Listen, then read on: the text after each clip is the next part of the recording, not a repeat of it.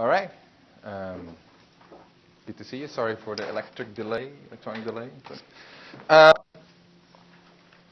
So we're getting into the thick of it now. Right? We got started with. I was hoping we ease into it with some Altman and Wellman that was, I think, fairly digestible. But now I hope you've read the Walzer piece for today, and this is a classic article on the idea of self-determination, intervention. We'll read it again when we get to that topic, and just sort of international ethical thought. But it's also one that you need to sink your teeth in a little more. At least I do when I read it. It's a little less easy to digest, I think, than the Altman and Wellman stuff. So we're going to go today and try and figure out what exactly is going on, because there's a lot going on. You probably noticed from reading it, if you see the beginning of the article, Walzer wrote a book that's a classic book called Just and Unjust Wars in the 1970s. It really sort of revitalized what was sort of a tradition in the beginning of the Enlightenment, which was a way of thinking about justice and ethics of warfare. In particular, people like Grotius, Vittorio Suarez, if you know these names, they were early thinkers about the ethics of war, the ethics of colonization, for example. Some of these people wrote in defense of the European powers colonizing the New World, as they called it. Others were against it. And then for a long time, that literature kind of died, and Walzer really revitalized this with the book Just and Unjust War. So it drew a lot of attention. That's a big literature now. So it goes all the way back to him. But then the reviews came out of the book, and quite a few people were very critical of what Walzer had to say, of his views.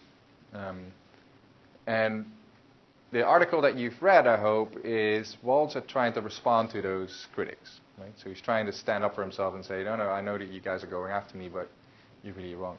The general thrust of the critique that he's worried about, and this is a lot of philosophers like Altman and Wellman worry about what Walzer had to say and still has to say about this stuff, is that Walzer is too collectivist. Right? So one of the articles, I think that he talks about by David Lubin, it was a title something like The Romance of the Nation State. So that's the thought, right? Walzer is sort of infatuated with states, with societies, nations, these groups, these collectives, and he has these views that when you take a step back and you think about it, they turn out to be, the critics think, problematic. Some critics would say, go even further and say, be reprehensible. Right? And so Walzer is trying to say, well, it's definitely not reprehensible, and it's even not problematic when you think about it, because the alternative are more worrisome.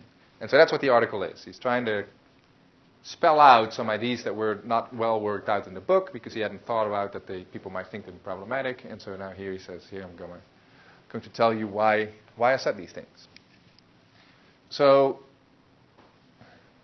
that's the background, right? And so the article reads a little strange at the beginning, because you're kind of jumping in midstream, but hopefully you get a sense of what's going on. The only way to avoid doing midstream is to make you read all of Just and Unjust Wars and then all the critical art, and that'll take a long time.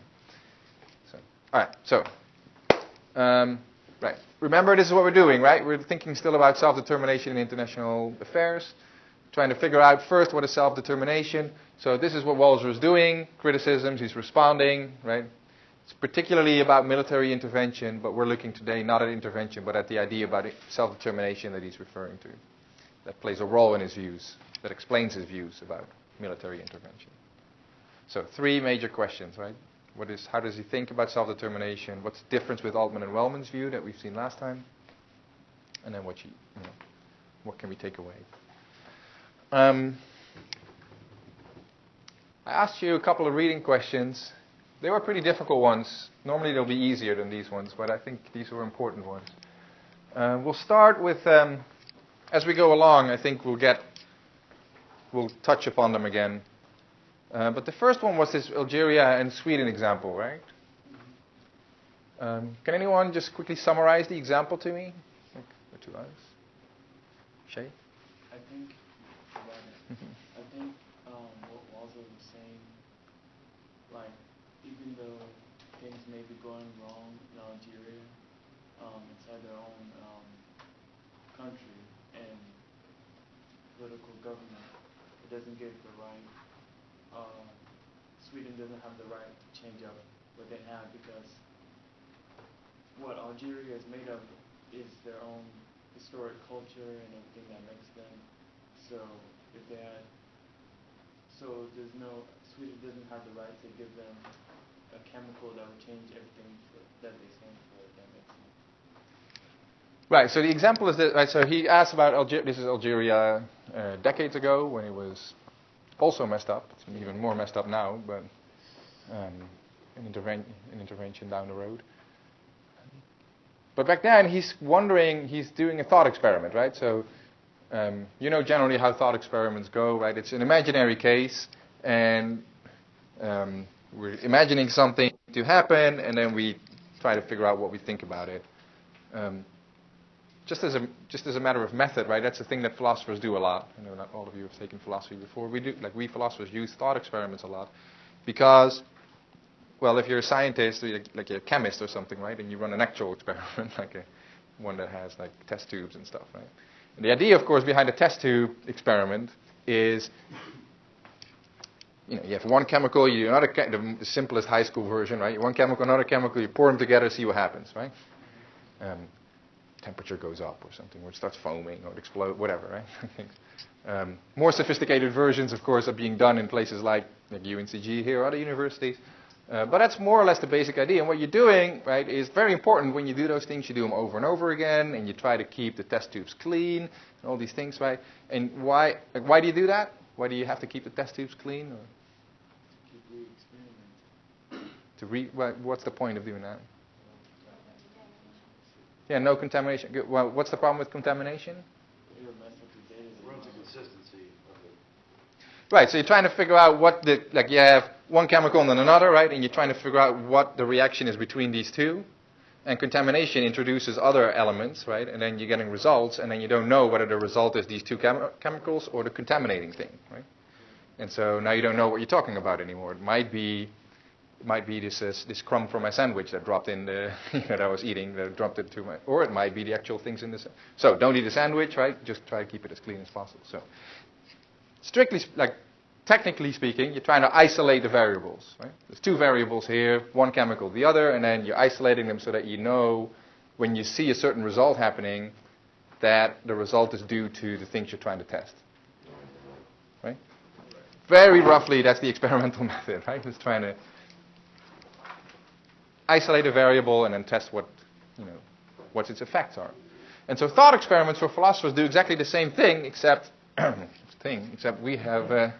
we don't have test tubes and physical material. We have ideas that we're trying to test out. And so you set up a thought experiment in such a way that everything that doesn't really matter, the thing that you don't try to test, can be set aside. Right? It doesn't really matter. Like you could change these things. They could be one way, could be another way. But the one thing that you care about, that you try to test, that's the thing that's doing the work. Right? That's if you see a certain result, and you say, well, this result is due to that. So that's what Walzer is doing here. Right? This is also why sometimes philosophers come up with silly thought experiments. It's like not just to be silly, but it's to set aside a whole bunch of stuff that might otherwise contaminate your ideas. Right? Might be interfering. Silly thought experiments are often silly because we're abstracting away from a whole bunch of real-world stuff because we're trying to keep it out of the thought. Right? All right, so this is how Walzer goes. Walzer wants to make a point about, he says, look, self-determination matters. Right? And the example that he gives is, imagine, right, there's actual Algeria, which is not a great place. Right? Lots of human rights violations, lots of oppression going on. And then there's Sweden. That's his favorite country at the time. Sweden, he thinks, is sort of as good as countries get in real life. And so Sweden, kumbaya and so on. Now, Sweden thinks, actually, we're doing much, much better than Algeria. Like if we're thinking of like a measurement of like how ethical or just or moral a country is, Sweden is all the way up here, and Algeria is sort of down there, right? And Sweden thinks, we have a way of bringing Algeria up, right? Moving them up. And we can do that, well, most countries in real life, when they do that, when they think that, like the Obama administration thought we could do that with Gaddafi's Algeria a couple of years ago, and so what they do is they send in planes and they throw bombs, right? That's how we... Okay, well, you think, is that right or wrong? You might think it's wrong because, well, for a whole bunch of reasons, right? People are dying, things like that, like that's... So, okay, that's the contaminating part, right? So Walzer says, okay, I don't want to think about the people not that this doesn't matter, it matters, but I want to think about the self-determination part. And so I'm going to abstract away from it. No bombs, no airplanes, no nothing. Just think about a chemical. A chemical that we could just sort of from a distance infuse in the water supply of the Algerians. Of course, chemical sounds a little dangerous and might, okay. Well, assume that we know for sure, right? This is the fantastic part. Assume for no side effects, won't hurt anyone, doesn't make your skin turn blue or whatever, right? So like, nothing happens except these Algerians sort of magically turn into Swedes. Right? And like in terms of our ethics-o-meter, right? Like it makes Algeria go whoop, right? Much better. Because ethics and justice and human rights and oppression and stuff, that's really important. So that's the example, right? And then Walzer asks, would you be in favor of this? Right? Do you like this idea? Right? Swedes say, here's this chemical. So no one is dying, so it's not like airplanes throwing bombs, right? Okay, it's not like that. And it's not like arsenic or something where people die from, right? So it's this chemical, magical chemical, we've just invented it. Imagine, right? Try to imagine it. And that's not just to be silly, right? It's just to get rid of all the interfering stuff. And he says, do you like that? And then the argument is no, right? So you would probably be against. You think, no, that's wrong. The Swedes should still, even if they can do it in this completely harmless way, they can transform Algeria into Sweden. Nobody dies, nobody bleeds, right? No side effects. Still, the wrong thing to do. Swedes should butt out. And then he says, okay, well, if we've abstracted away from all the other things, what is driving that result? Right? What is giving us that conclusion that it would be wrong for the Swedes? And then his answer is, well, it couldn't be anything else but self-determination. Right? This Algerian have something that's going on there. The Algerian society is self-determining, and the Swedes butting in, even in a harmless way. It doesn't harm anyone physically, it doesn't harm anyone psychologically, but it harms that thing. There's one more thing there. Right? That's that's the point of a thought experiment, right? You can demonstrate that there is this further thing, self-determination is there. Thinks there's nothing else, right? I've assumed everything else away in our mind. All the other things we say, like there's no physical harm, no mental harm, whatever. So what could it be? Well, it has to be this other thing. Yeah. Reggie? I would say the cultural harm, taking away their culture, taking away everything that they know of how they grew up, how they were raised. Right. I mean, good or bad, it's still their culture. Good. Yeah. So a cultural harm that's there. You're kind of erasing or changing their culture, and it takes away their history and divorces them or separates them from their own path or something like that, right? Yeah, I think that's how Walzer thinks about it, right?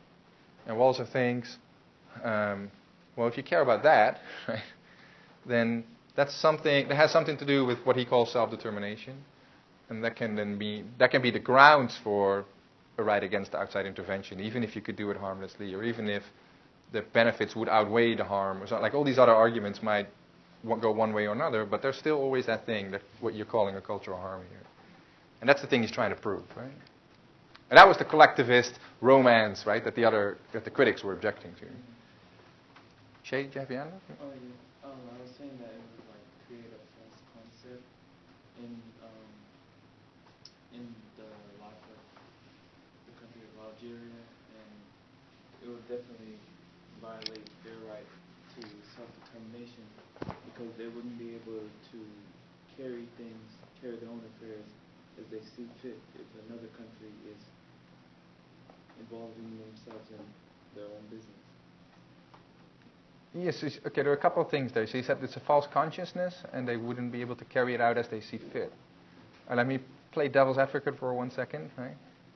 So, I mean, this chemical thing is a one-time deal, right? Right. So, I mean, the Swedes are carrying their affairs as they see fit. And so we've transformed these Algerians into Swedes. So after that, they are, carry on, right? But just in a much better way now. Mm-hmm. And Walzer agrees it would be much better for them to be like Swedes than like Algerians, because Sweden is a much better place to live than Algeria is. So what's the problem? Like, so they are carrying on as they see fit. They just see things better now. Yeah, but they just took away their free will. Ah, good. Right. So that's an interesting. I was going to come back to that later, but that's an interesting idea. So they took away their free will. And so they're like robots instead of real humans that are carrying out their own ideas. Their whole culture and background is erased. Yeah. So you might think there's something like, if we treat people as free and autonomous individuals or something like that, right? That means you don't sort of infuse chemicals into them that transform their personality or their actions or their desires and so on. Yeah, and you might think, well, that's what's wrong about it.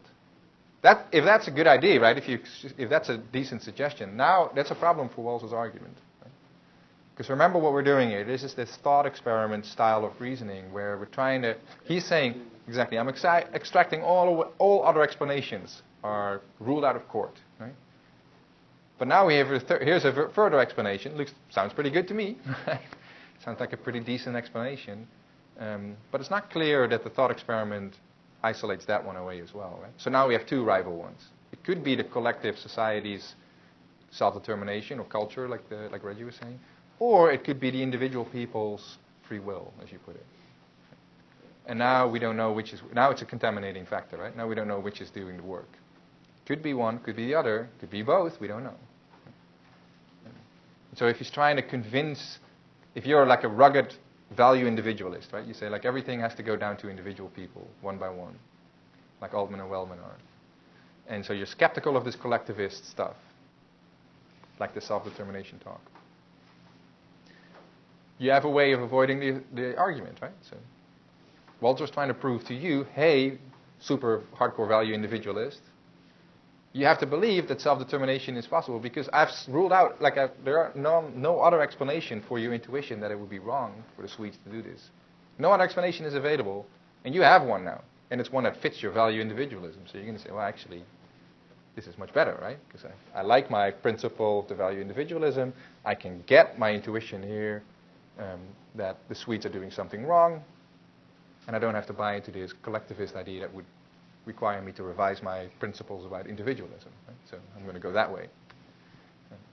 And so that kind of, what's the word? Pulls the teeth out of the argument a little. Yeah, but I forgot your name, I'm sorry. Claudia. Yeah. Doesn't his collectivist view base also on an individual? Because he says, as long as the people of the state are fine with being mistreated, then that's fine, and the Swedish shouldn't intervene. And so if the individuals of the state are fine with the way that their government, which they decided to be their government, are fine with how that is treating them, even if that might be wrong in like the eyes of Sweden, then that is why Sweden shouldn't intervene. And so yes, it's a collectivism, like they have to recognize, but like in a group say, okay, we're fine with this, but still it breaks down to the individual saying, well, this is my history, this is my culture, I'm fine with living in a space that works this way. Yeah, good. Can we hold up? Let's hold off on that for a second. I'm going to come back to that in a moment. Because I'm going to go back to the value individualism issue before things start running. But it's a great point. So, and I mean, to foreshadow it, I don't know what the answer exactly is, right? Because it seems to me that Walter is saying different things at different times. Yeah. All right. Just to get this right. All right. So here's the quote. You've read this. These slides are online. Will be online, right? So, notice, by the way, this gets a little bit to your point, Claudia. Like, he's saying that people have a right to a state in which their rights are violated. So this is that response that you're giving, that the people are okay with it. Walter says these things, but it's at least puzzling, right? Like, how many people do you know who are okay with their rights being violated? Maybe one or two. But a whole minor. All right, so anyway, we'll get back to that. All right, so just to lay it out, right? So here's a simplified version of what the argument is that Walter is giving. So one premise: it's never wrong to do something that makes some things better without making anything worse. It's just like a basic assumption here that he doesn't spell that out, but I'm laying that out. That's what the argument relies on. Now, Sweden's using the chemical by hypothesis. He's stipulating this, right? This is the thought experiment part.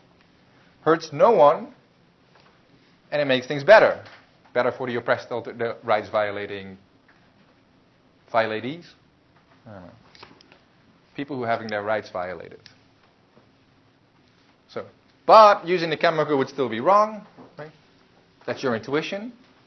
Walzer thinks, he says, I feel this, right? I feel it's wrong, and he's assuming that when you read this, you think you agree, right? Now, he's assuming that, right? He can't argue that or show that or prove that to you, but most people, I think, agree with Walzer. I know someone who doesn't. We'll read next time Tesson, Fernando Tesson's. He's criticized Walzer pretty severely. He's written a lot on intervention. And Tesson has now come to the point that he thinks it's actually okay.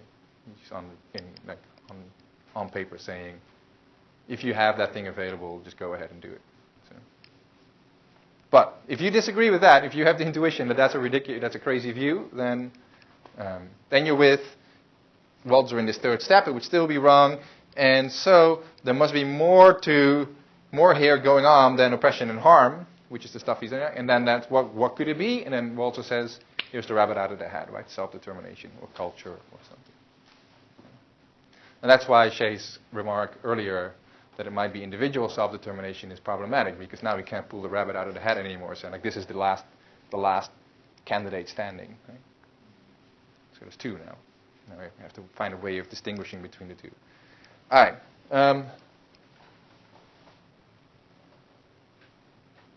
This was supposed to come up in different stuff. Just don't read this yet. Let's read this together. We'll get to your point clearly in this. So here's some background, right? So here's something else that Walzer, right? This is the second reading question. The idea of communal integrity derives its moral and political force from the rights of contemporary men and women to live as members of a historic community and express their inherited culture through political forms worked out among themselves, forms never entirely worked out in a single generation. So over time. This is, I read it yet, this is I think what you had in mind, right? Yeah. There's this type of culture that is going on in a society, and it's a work in progress always, at every given point in time. It's never finished, right? It's because the people change and the culture changes, and so you constantly reworking it. And it's therefore, because there's always a process, it's never finished, right? It's never fine, never perfect. But that doesn't mean it is not worth anything. He does think it's value, and it derives that force from the rights of men and women, right? To live as members in this historic. So that sounds like value individualism, right? It sounds like Cardieff's point was a different one, where he says, well, as long as these people are okay with it as a society or something, right? People living in that society. And so here's the couple different points. He says that the value is due to like living in a state with historical roots, something that fits the societies. I'm putting an exclamation mark here, because here is, I think, you see some tension where Walzer sometimes says one thing and at other times says something else. Here he's talking about the rights of the individual people, but here at other times he talks about living in, like, under a government that fits the society as a whole, right? That whole culture and history. That people can call their own society. And this can survive significant human rights violations, right? We saw that in the Algeria example. The Algeria example, he says, there are human rights violations going on in Algeria. Imagine. Well, you don't have to imagine, actually. And it's a bad thing. It's a very, very bad thing. Yet, it would be wrong for the Swedes to intervene. Why? Because it violates their self-determination. So that's more important somehow. Or it's a blocking thing. Notice, by the way, that the structure of the idea of self-determination here is the same as with Altman and Wellman. Right? Altman and Wellman also talk about self-determination as a right for a society or a group of people to order their affairs as they see fit, even if they do so imperfectly. Right? So they have this example with the U.S. if the U.S. could invade Canada. We'll see this later, I think. But anyway, if the U.S. could invade Canada and make Canada a more just place, reduce the number of human rights violations in Canada. Not that many going on, but like even less. Right? It would still be wrong, say Altman and Wellman, because even though they would make it better, it would violate this right of self-determination, and so there's going to be the same structure, right? The right of self-determination can block making things better on an ethical or moral justice scale. The threshold is very different, right? For Altman and Wellman, the threshold is very high. You have to be a very, very good country. It has to be a country that doesn't allow significant human rights violations. All the other countries don't have that right. And for Walzer, the threshold seemed to be much lower. Algeria, which is pretty crappy. People are trying to leave it all every day. Get on these makeshift boats to try and cross the Mediterranean. That is good enough still. All right, sorry, Anthony. I think the problem with doing something like where you spray and change the beliefs of the people, like you have like the United Nations and stuff, like a lot of the countries are connected, and if one country can spray something to change the mindset of another country, then all the other countries are going to freak out, because it's like dropping a nuke or something. Like if you all of a sudden drop something and change your mindsets, and all the other countries are going to freak out about it. So is your worry to say, like, we shouldn't allow countries like Sweden to do this to countries like Algeria, because if we do, the whole world will become very unstable? The United States will be the first one to manufacture it. Right. Right. So, but that's a very popular. We'll come across that argument later this term. It's a very popular argument for why it would be wrong for one country to interfere with another. Notice that this is yet another problem for Walzer's argument, because now we have a third candidate, right? Because everything you said, you didn't use the word self-determination once, right? Or culture, or history, or all these things that their own, or whatever. Right? You're saying, no, it's international peace or stability that you're worried about. Yeah. This is the idea goes back to Hobbes, like the idea that international sovereignty is required to keep otherwise very violent countries sort of at peace. And anyway. So, that's a very respectable and old tradition in this type of thinking, but it's different from what Walzer is saying. Because Walzer could say, right, we're imagining no physical harm, we're imagining no mental harm of this camp. Let's imagine no destabilizing effects, right? Like all the other countries are saying, well, but things got much better, so I don't have to work, right? So let's imagine that too, and he thinks it still will be wrong, if we can imagine such a thing. Is it Jeff? Is that right? Yeah, that's right. So it would change if the Algerian people were like, help us, like, our government's crazy. You think then it'd be all right? Yes, Walzer thinks so. That Walzer thinks if the people in charge are calling for outside interference, that would change the thing. Even if they have their own means to do it themselves. Yeah, I think so. I think he believes you can at least assist them. And the reason is, so he thinks that self-determination is this fit between the government and the society, right? So if you remember, he talks about a vertical social contract and a horizontal social contract.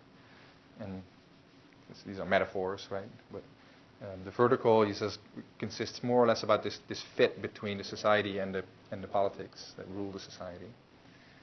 And if the people are saying to outsiders, help us get rid of these thugs or whatever, right? That is evidence that there is no vertical connection anymore. The fit is broken.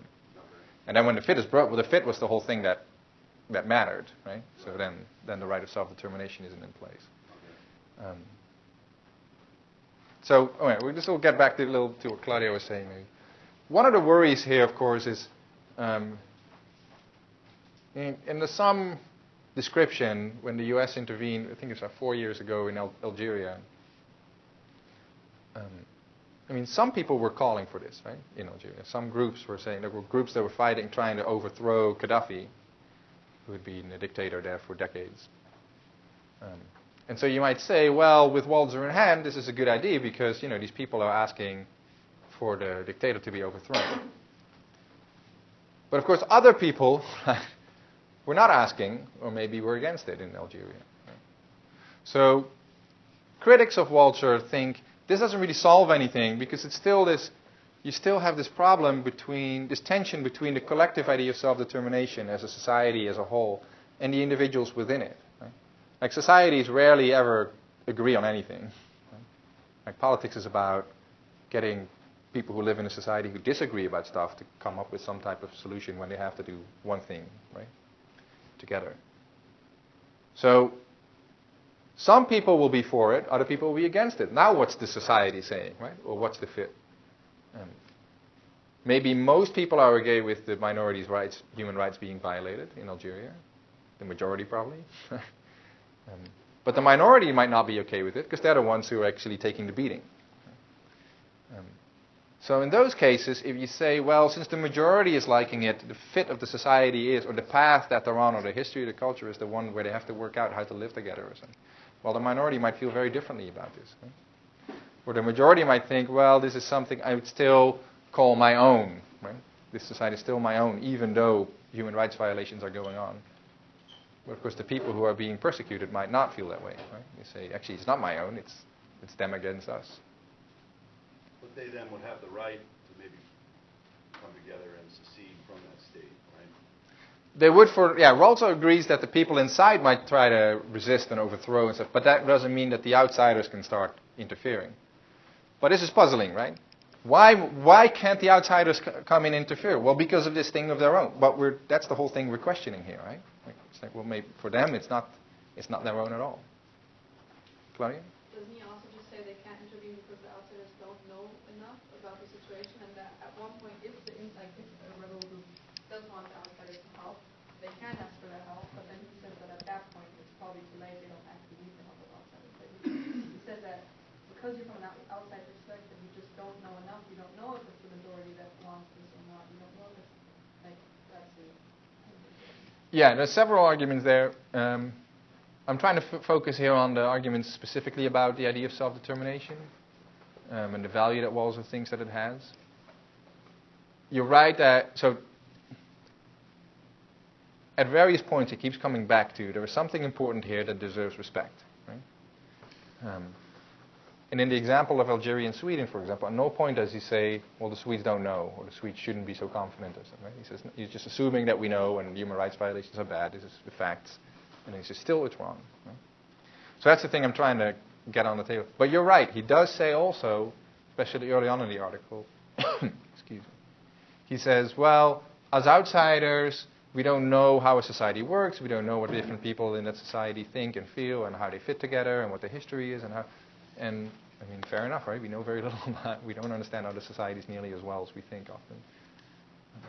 But he says, well, but that does mean just if you don't know enough, then you should just assume that everything is, that self-determination is still the overriding thing. So, well, two things. One, that's a separate argument, right?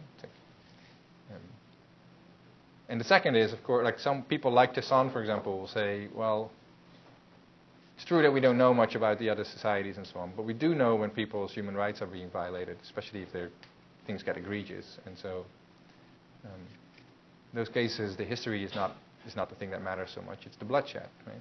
And that we know perfectly well. So, yeah, you're right about that, but it's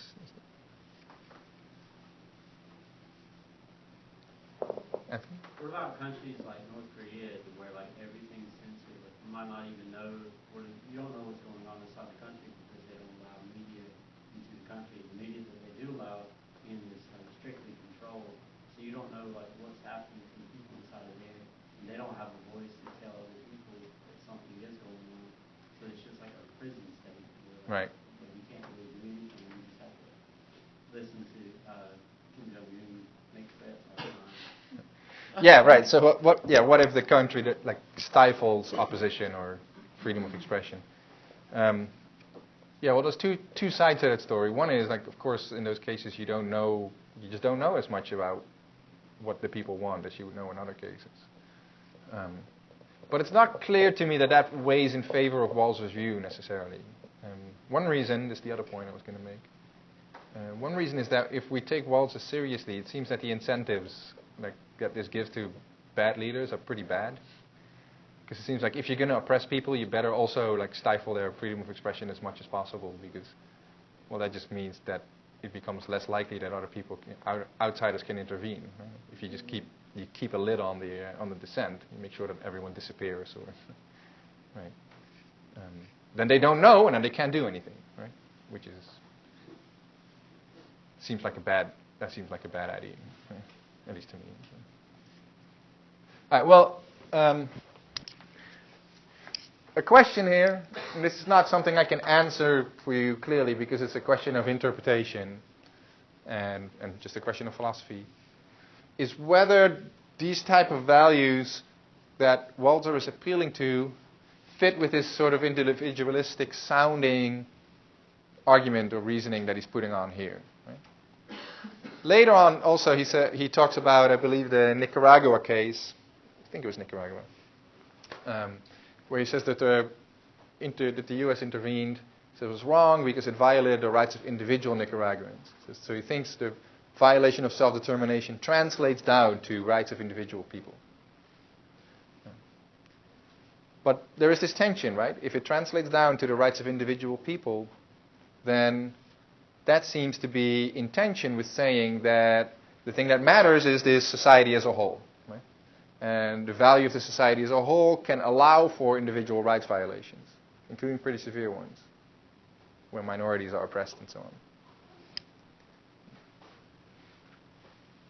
If that value is holistic or collectivist, if you will, then Walzer seems to be putting something else on the table, right? Something more than just the rights of individual people. And if that's true, then we're moving away from value individualism, at least the kind that Altman and Wellman seem to accept. When I was reading, I kind of felt like the rights that he was talking about are more determined on what the society's culture is. So it's not necessarily like with Altman and Wellman, how they use the Universal Declaration of Rights. These rights are determined by the culture, so it fits within his theory. At least that's what I was thinking when I was looking at it. I forgot your name. Laurel. Laurel, yeah. That's really interesting. It's a really interesting idea. So yeah, the idea is there that we can't judge. That might explain also why we cannot judge from the outside whether rights are being violated, Right. because there's your suggestion, right, that the rights are defined or settled from within or by the society. Yeah, well, that's interesting. Note though that means we're moving further and further away from this value individualism idea, right? Where it's the value of the individual where we start with thinking about what matters morally. Right? So remember, Altman and Wellman say everything that matters and the only thing that matters morally are individual people. So then you start thinking about you and me and separate people, and then we have to think about what matters for those people as people, and then build up the value of a society on the basis of what we know first is individuals. Right? So then the rights of individuals are going to be set and determined before we think about the rights of societies or groups. And so you're thinking, well, Walzer thinks it's flipped, right? Where the society is first and then the rights of the individuals grow out of it. Well, And that might very well be, I think that's... Sorry? Sorry. No, go on. That they see the individuals differently in a way. Sorry, this is like my first philosophy class, so find my way. Go on. Like what if the individual rights, they do make up the culture, and that's why the culture is a certain way, is because they view people differently from the beginning, the individual people differently from the beginning. I don't know if that makes sense or not. Well, first of all, I like what you're doing. We're trying to think through these things together here, so this is exactly what you should be doing. Thinking out loud is sometimes the best way to think, especially together. So yeah, so they see people differently from the beginning. Let me shoot back, put my Altman and Wellman hat on for a moment, push back against it. Sure, these people,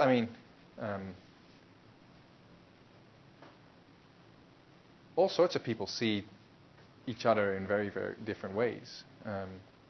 But, some people are right to see people in one way, and some people are wrong to see people another way. Saudi Arabia, I'm sure they see women as second-class citizens in some ways. They don't get to drive, they don't get to vote, they don't get to have certain opinions, they don't get to dress in a variety of ways. Right? Okay, so that's how they see women. Well, guess what? Me, Altman and Wellman hat on, right? That's wrong. It's a human rights violation. It's just there is a right way to view women, which is as equal citizens. Saudis see them differently, well, tough luck. They need to change. Well, but that also sounds like an outside country saying that. You know, like that's kind of, it sounds like it's coming from the point of view from another country, from another culture, instead of coming from the inside. That's what that sounds Yeah. like. Yeah, that's true. That's okay. So, what am I missing? Well, because with Walter, he's saying that everything pretty much should be determined from the inside. You know, so it doesn't matter what Altman, well, it doesn't matter what they think. I mean, I'm not saying I agree with Walter. No, sure. Yeah. But it doesn't matter what they think. All that matters is what the country thinks. Like the people within that country, and not people from other countries. Yeah. Well, you can agree with Walter if you agree with Walter. Yeah. So okay, I think you're getting. I think Walter will be pretty happy with all the things that you're saying. Lots of his other writings are about. I think last time I said he's labeled sometimes a communitarian, right? Where the idea is that the community or the society in some ways comes before the individual. I think. Tamir, is that right? Yeah. You made a point like this last time, right? Where you said this is something almost narcissistic about the Altman and Wellman view, where it's the individual before a society or a community and so maybe we should flip it around, right? Where it really is how the society or the history and the group together views things and lives together that defines who you are as an individual first, rather than the individuals that are the beginning, which is what the value individualist would have to say. Right? So, but I think that's a lot. I think that gets a lot to really what's going on in the background of Walter. I think he cares a lot about that. But that is, unless I'm missing something, it seems to me to be. I mean, maybe you're proud, but it seems to be a rejection of the value individualist view. Or do you see it differently? Well, I don't know, because I think things are presented as really black and white in a lot of the things that I'm reading, when I think it can be put together, like value individualism, it does root back to the individual, and I believe that the individuals, or it could be argued that the individuals make up that community. It's the individuals in the first place that created that culture. So I can see that coming back to it, and that's where I get a little confused. Mm-hmm. So Reggie, is it on this point, or is it? I was just thinking about, as far as what she's saying, okay, like, what he's saying is saying that it's never worked out in a single generation. So, say, like she was saying, if, say, in one generation, older generation, they value women as subordinate or whatever, but once you have an influence from, say, Western culture or something, as the younger females get older, and then, say, they travel to America to come to school, they go back to their country, and then that next generation is like, okay, well, we are equal to men and everything else. So isn't that how it's influenced inside of their own country, as far as if it goes back to their country, or?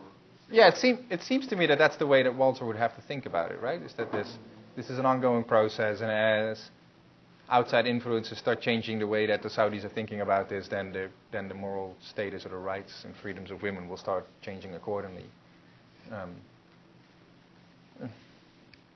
To some degree, I find Walter difficult to fully state clearly, right? Because he does say at the same time that these are human rights violations, or can be rights violations. So I don't know how to fit those two things together, right? Like what your guys are saying sounds exactly right, really sounds the spirit and the idea, and then if we say that, the stuff about self-determination starts to make all sorts of sense, like I can fit it. But then why are the rights violations, right? And why do the individuals, why is it the rights of the individuals that he cares about? Ultimately, he keeps saying that a couple of times. So that there are just tensions, I think, inside this.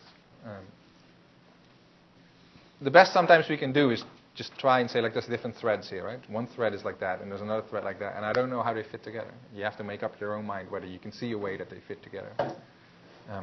Laura, you're right to say, like, look, if people are saying things, putting things black and white, you should be a little, like, your philosophical alarm bell should go off, right? So, like, sometimes our positions can be, like, it helps a lot. If you're trying to make a point, it helps to try to describe the other person's view in, like, the most ridiculous version possible, because then your own view by comparison looks much better. Of course, that's not a very good way of arguing, right? Like, we should think about the best version of the opponent's view and then see, do we still have an objection to that version? Like, is there something? Then we're really learning something, right? If the best version of that view still has a problem, then there actually is a problem. It's not just our crappy way of describing it that's doing it. So you're right about that. However, and I'll come to you guys. And however, even though we should look for the best way of reading Walzer, there will come a point at which IDs do make a difference. And not every ID can go live together with every other ID. So if you take seriously the idea that what Altman and Wellman proposed, this value individualism, where morally, ultimately it's the individual people that matter. And remember, that's just the one sentence, like that's boom, right? They come down really hard on that. There's no ifs and buts about it. That's how they say it. Boom. Individuals are all and only what matters, morally. Well, then that's where you start. Right? Then it is the individuals that matter. And so now if the society can start redefining the rights of women, whoever other unlucky minority might be, such that they're worth less, well, then we have to ask, well, how come society gets to take precedence over the individual people who are getting screwed right now? And on a value individualist view, at least the Altman and Wellman type view, that's not possible. It's the individual rights that come first, and then whatever good society might be, it has to be consistent with that. And that's why Altman and Wellman say ultimately that this human rights standard matters so much. To put it starkly, when Reggie, you said, like, well, if the IDs come in, it's like over time, then the rights will start, they change alongside. Okay, fine, right? Well, do you really believe that? Altman and Wellman might say, well, think about 1,800 American blacks, right? Did they have a right to be free, or were they, well, at the time, I'm sure many people in the United States, at least the people who weren't slaves, right, thought, well, that's just how we're doing it. And as the IDs trickled in, and that started changing, of course, and okay, but what 1,800? Are their rights being violated? Well, if we don't think that for women in Saudi Arabia now, then it's not clear that we could say it in 1,800 for blacks in the United States, right? So Altman and Wellman are going to say, look, this is just, I can't accept this. I'm an individualist because I want to reject that. And if I reject it there, then I have to reject it now in Saudi Arabia too. Anyway, that was a long rant.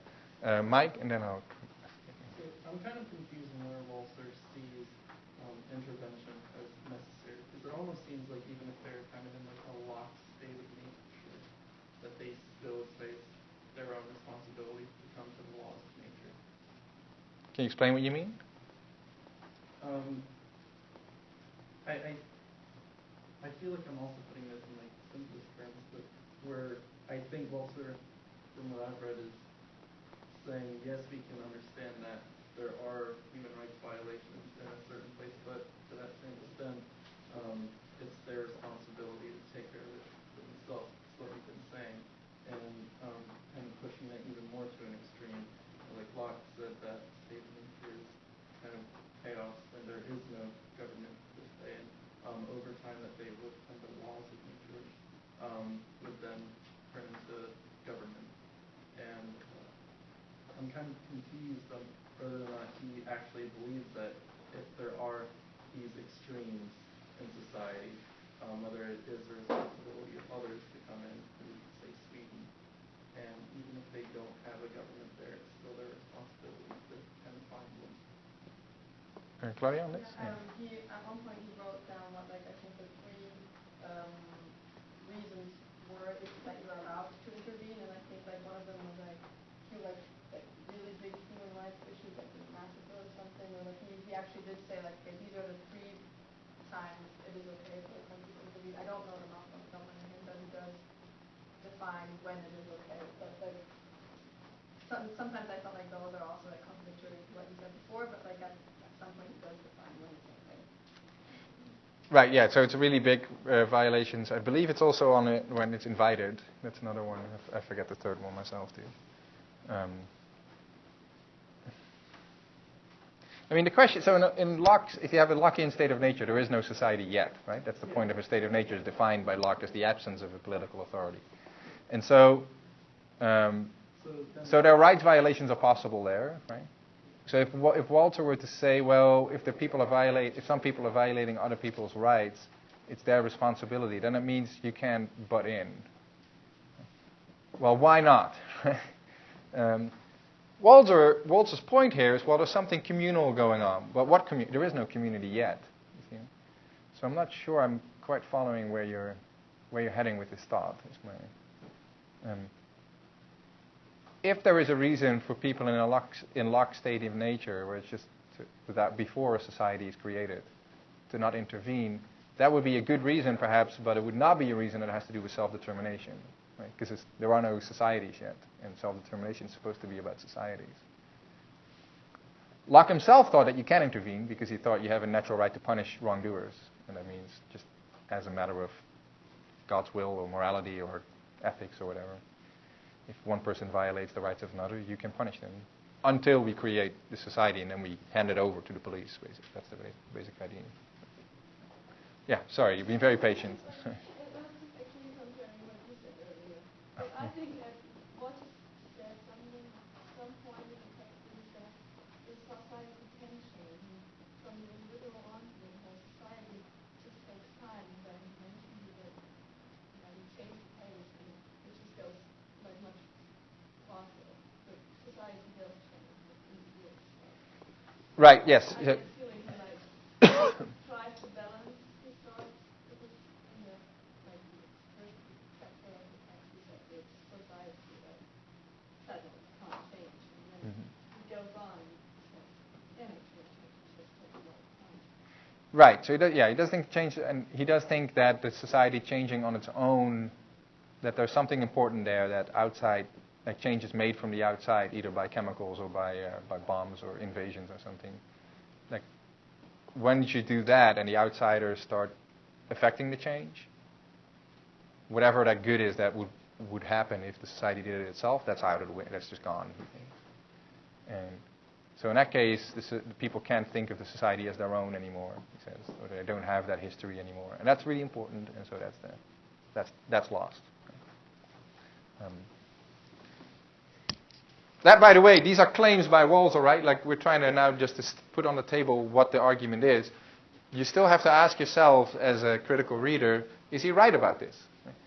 So think about societies where this stuff has happened. Right? Was it true that Algerian citizens 10 years ago were more in a position to call their society their own than they are today? Walzer seems to be committed to saying the answer has to be yes. Right? Ask yourself whether that's true. Has the history of Algeria been violated so much 4 years ago that that was the wrong thing that happened, right? Or is something else going on? He's asserting this, right? He's saying here it is. So you have to wonder, like, is he right about that? Anthony, sorry. I had a comment on something. It's like you don't have to bomb people just to kind of change the country and stuff. I think people can underestimate how much like exporting and importing and putting bars on like their exports and stuff can change the country, because like if they can't bring the money into your country, then you're kind of forcing the government to have to change some of the ways. And America does this a lot, the United Nations does too. With countries like North Korea, like a lot of them are starving to death because we've like cut off a lot of the roots, and we can kind of control the country. And this could be kind of wrong too with value individualism. If we're like out or indirectly controlling the country, then I think that's also like taking a stab at their value individualism. Good, yeah. So there are different ways in which you can change other countries, some of which are very subtle and indirect, right? Like, you don't hear as much about this anymore, but in the 90s there was a lot of talk, especially in Europe, about it. So like McDonald'sification or something of the world, right? Like American culture spreading around the world and sort of changing or eroding cultures and other, the French especially, at times would sort of like graffiti McDonald's and stuff because they thought it was this sort of assault on French culture. And so they seem to have something in mind, like what Walzer was talking about, that that's not their own and they don't like it for that reason. So that's a very subtle, indirect way. There are more direct ways. There was, in the aftermath of the U.S. invasion in Nicaragua, the Nicaraguan government took the U.S. to the International Court And they claimed that that the U.S. had violated Nicaraguan sovereignty. And there were two points they made. One was, well, but they sent in, like, the army was sent in, right? So that's a violation of sovereignty because they didn't have permission. And the other one was that the U.S. had been giving a lot of monetary aid, developmental aid to Nicaragua. And they demanded that the Nicaraguan government stop supporting some military group. I forget the name. Said, if you don't, then we'll cut off the developmental aid. And so that's also, the U.S. is meddling with our internal politics. It's a violation of sovereignty. So that might be an example of what you're saying, right? Because they're just saying, like, hey, guys, you got to change what you're doing, or else we're going to do something you don't like. And the court, for whatever it's worth, said that the invasion was a violation, but the other one wasn't. And he said, like, the U.S. is free to give money or not on any condition that it wants. So. Would you say Walzer and Altman, is it Altman?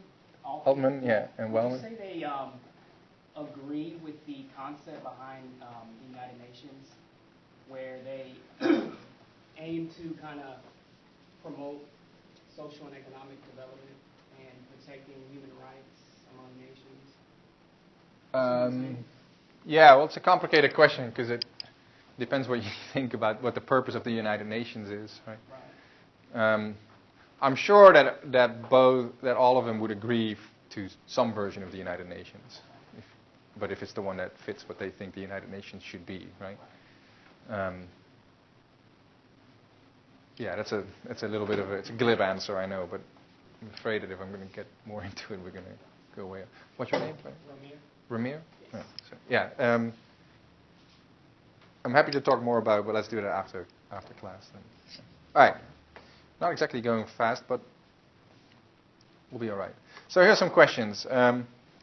We talked mostly about these already. So one question is this: like, why might Walzer think that self-determination allows for human rights violations? Well, we talked about it a lot. Part of the answer is the reading question 3, right? The one I said where Walzer talks about how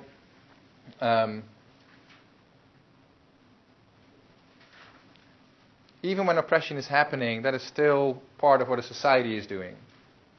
Chantal? I had a question about part 3, because what I got out of it is he's saying that even if there's a brute military force or police force that's exercising self-determination because there's people who choose to be policemen or soldiers. Yeah, right. But so what would you say for, like, here's some countries where if you're a male of a certain age, you have to enlist. So that's not necessarily self-determination. They have to enlist because they're a certain age and of a certain sex. Good. Yeah. So his argument is something like this. He says, if you think that when oppression happens, it's these two completely different sides, right? Where one part is the victims of oppression, on the other part it's the government or the state or something, and this is just a completely separate entity, right? He says, actually, that's not what is going on. This is all part of one big society, right? Where the society that is containing and supporting the people who are the victims is the same society that's also containing and supporting the police, the military, the government, the state, right? And he thinks, actually, once you look at it now you see that it's really still the society that's doing this to itself. Right? By the way, when he talks in this tone of voice, right, that's like, you're about as far away from value individualism as you're going to get, right? That's really the collectivist. I mean, I think in his heart of hearts, that's what he wants to say. Well, I don't know. I'm reading it to him now, but I think that's what he wants to say. He just can't quite say it fully.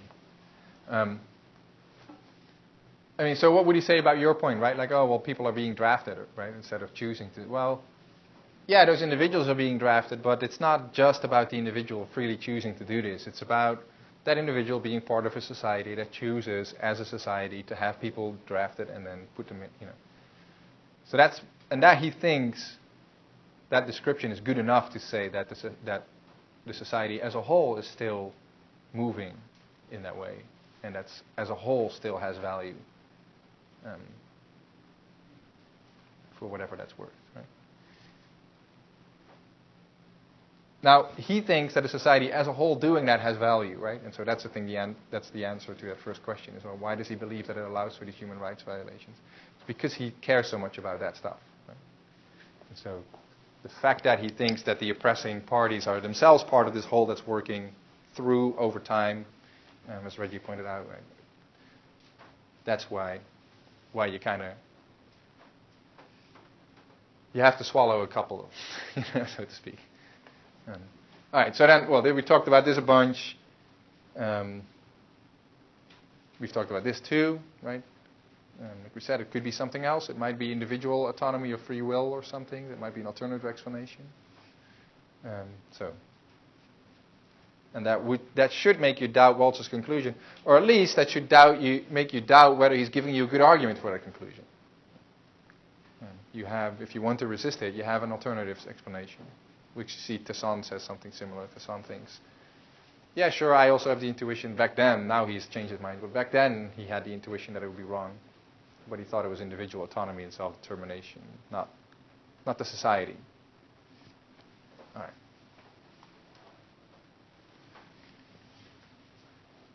I'll end with this. I'll start a little earlier. A couple of things about contrast between Altman and Wellman and Walzer, how they think about self-determination. So they agree on a bunch of stuff, right?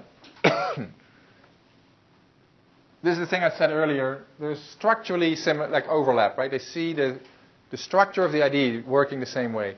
They think self-determination can have value, and a society can have a right to self-determination, and therefore a right to interference from the outside, even when the results of self-determination are wrong. Right? So even when a society isn't perfect or isn't just fully, or it has some human rights violations, Altman and Wellman think outsiders can be obligated not to intervene because of self-determination. It just has to be pretty darn good. Whereas Walzer thinks, no, the bar can be much lower as long as there is this, we can see this as the society as a whole supporting the oppression and so on. But the structure is the same way, right? Self-determination itself can outweigh the wrongs that are going on within a society. The question is just how much. All right, so both are drawing an analogy with individual autonomy or individual free will, individual self-determination. Talked about that last time too. But so there's an agent, a society or an individual, but it is choosing its own actions, its own course, its own future. It's developing, right? Dealing with new ideas, new influences freely. We do that as people when we live our lives.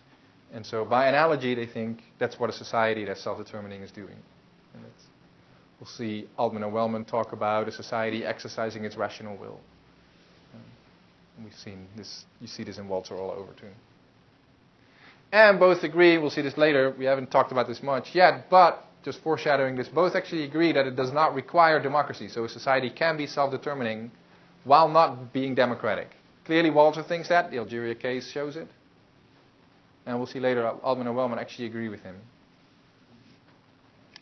Controversially, but there you go. All right. But also disagreement.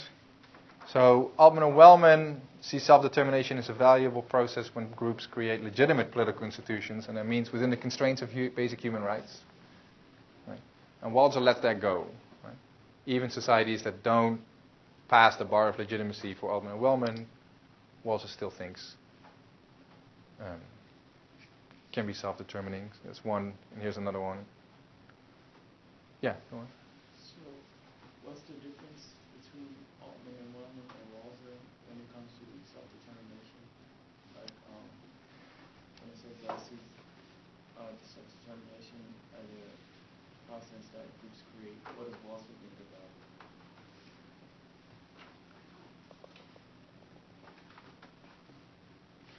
Let me hold off on that for 1 minute. The next slide will be all right. So, I mean, one difference is this legitimacy or human rights constriction, right? The other is, at times, Altman and Wellman talk about the value as this collective achievement of building or creating a society together. And Walzer talks about the fit, right? So that's the stuff we've been talking about, how the history or the culture or the character of a society fits that of the people and its history, its culture, its religion, and so on. All right, so last time we had a little assumption about what Altman and Wellman are thinking. Here's what I think what Walzer is trying to do. So this might be your answering you. So self-determination ultimately for Walzer is about this kind of connection, or what he calls fit, or something else, between a state and its society. Right? So the government, the laws, the politics, and the society or the culture, the history that underlies it. And so here's the second possibility, in addition to the first one that we saw last time. So self-determination is going to be a process by which the people of a society become connected in some relevant way that he calls fit. Don't really know what that is yet, right? But fit, fittingness, matching, being I don't know, right?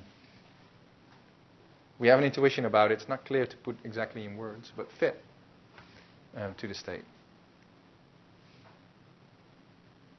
All right, I'll stop there. Any questions? Shay.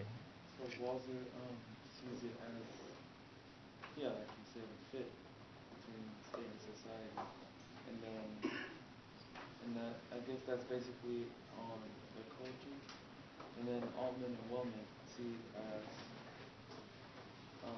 based on the achievement that they have. Yeah, so they think that self-determination is a process of self-governing, so a process by which a group orders its own affairs. And, well, why should you care about that? Because he thinks it's a kind of achievement that we can only obtain or achieve. I don't know, what do? You achieve an achievement? Together, right? And so that's why they think it has to be a collective thing. Okay, and then Walzer is like they already have it, I guess. Right, and so Altman and Wellman think that since the governing has to happen legitimately, and so with respect to human rights, self-determination can only have value when it respects those very human rights. Right? So that's the restriction.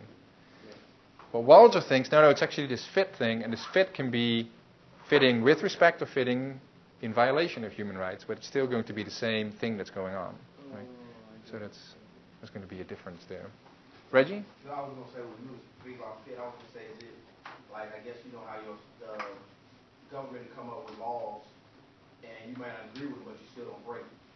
So it's like they just come up with your society or state, come up with certain rules, regulations, but you still don't break the laws, even though you may not like them. You can protest them or things like that, but that would be the certain fit. Do you think you mean that? Yeah, good. You might think that these laws, they stink, but they're still my laws in some sense, right? They're still ours. It's not just mine, it's ours probably for Walzer, right? Because it's society, not just you. Yeah, and he thinks that, well, they're still our laws, and because they're our laws, you have to, even if you break them, you can only break them maybe in a certain way or something, right? But most of the time you probably shouldn't break them. You should protest them or something, but not, right? Yeah, so if you have those type of views, if you think, well, the law is now violating my rights, but they're still ours, and it's still my society, and still my governments, and my people's laws, and so I have to be bound by this. If you have those type of views, that will make a much more natural connection with what Walzer is doing. Altman and Wellman might sooner hit the point where they say a rights violation is a rights violation, and that's right. There's no necessary connections here, right? You can make all sorts of arguments here, but I think in terms of the spirit of the ideas, that's definitely correct. Yeah. All right. Finishing a little soon because I bombarded you with a lot today. All right. I'll see you guys on Thursday. I'll put some more reading questions on later today.